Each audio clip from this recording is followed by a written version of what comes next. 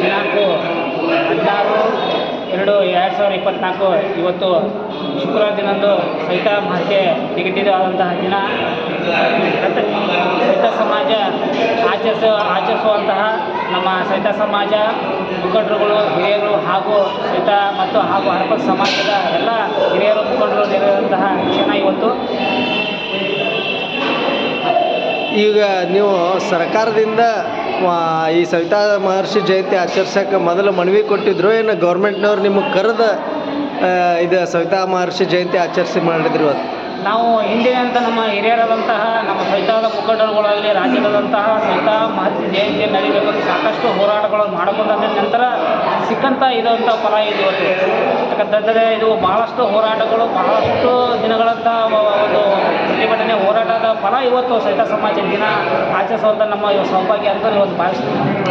ಈಗ ನೀವು ಆವಾಗಲೇ ತಹಶೀಲ್ದಾರಿಗೆ ಒಂದು ಮನವಿ ಕೊಟ್ರಿ, ಆ ಮನವಿ ಒಳಗೆ ಏನೇನು ನಿಮ್ಮ ಬೇಡಿಕೆಗಳನ್ನ ಇಟ್ಟಿದ್ದೀರಿ? ಒಂದನೇದು ಬೇಡಿಕೆಪ್ಪ ಅಂತಂದರೆ ಸವಿತಾ ಸಮಾಜಕ್ಕೆ ಒಂದು ಸುಂದರವಾದಂಥ ಭವನ, ಎರಡು ಸವಿತಾ ಸಮಾಜಕ್ಕೆ ಒಂದು ದೇವರ ನಿರ್ಗಮನ ಸ್ಥಾಪನೆ ಆಗಬೇಕು. ಸವಿತಾ ಸಮಾಜಕ್ಕೆ ಮೂರನೇದಪ್ಪ ಅಂತಂದ್ರೆ ಸಮಾಜದ ಹಿಂದುಳಿದ ಭಾಳಷ್ಟು ಇಲ್ಲಿ ಕಡುಬಡರಿದ್ದಾರೆ, ಅವ್ರಿಗೆ ಏನಪ್ಪ ಅಂತಂದ್ರೆ ಇರಲಿಕ್ಕೆ ಮನೆ ಮತ್ತು ಅವರಿಗೆ ವೃತ್ತಿ ಮಾಡ್ಕೊಂತ ಅವರಿಗೆ ಅಂಗಡಿಗಳನ್ನು ಒದಗಿಸಬೇಕಂತ, ಅದು ತಾಲೂಕು ವತಿಯಿಂದ ಆಗಲಿ ಪಂಚಾಯತಿ ಆಗಲಿ ಪುರಸಭೆ ಆಗಲಿ ಅವ್ರಿಗೆ ಮೀಸಲಾಗಿ ಒಂದು 10 ಅಥವಾ 20 ಅಂಗಡಿಗಳನ್ನು ತೆರಿಬೇಕಂದ್ರೆ ಸಹಿತ ಸಮಾಜ ವತಿಯಿಂದ ಸರ್ಕಾರಕ್ಕೆ ಒಂದು ಮನವಿ ವಿನಂತಿ.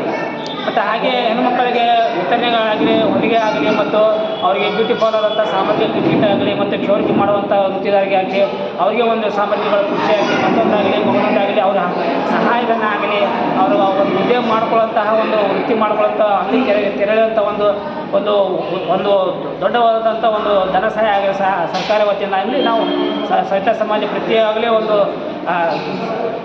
ಬೆಳಗಾವಿ ಆಗಲಿ ಚಳಿಗಾಲ ಅಧಿವೇಶನ ಆಗಲಿ ಯಾವುದೇ ಕಾರ್ಯಕ್ರಮವನ್ನು ನಾವು ಪ್ರತಿ ಒಂದು ಯೋಜನೆಗಳನ್ನು ಹಾಕಿಕೊಂಡು ಸಹಿತ ಸಮಾಜ ಅವರು ಮುಖಂಡರಾಗಲಿ ಸಮಾಜದವರು ಎಲ್ಲರೂ ಕೂಡ ಅವರಿಗೆ ಮನವಿ ಸಲ್ಲಿಸ್ತಾ ಬಂದಿದ್ದೇವೆ. ಶಾಸಕರಿಗಾಗಲಿ ಮತ್ತು ತಹಸೀಲ್ದಾರ್ಗಾಗಲಿ ಪ್ರತಿ ವರ್ಷವೂ ನಾವು ಮುಂದೆ ಹೀಗೆ ಹೊರಿಸ್ತಿದೆ, ಮುಂದಿನ ಹೊರಿಸ್ತಾ ಅಂದರೆ ಈ ಸಂದರ್ಭದಲ್ಲಿ ಮುಂಚೆಗೆ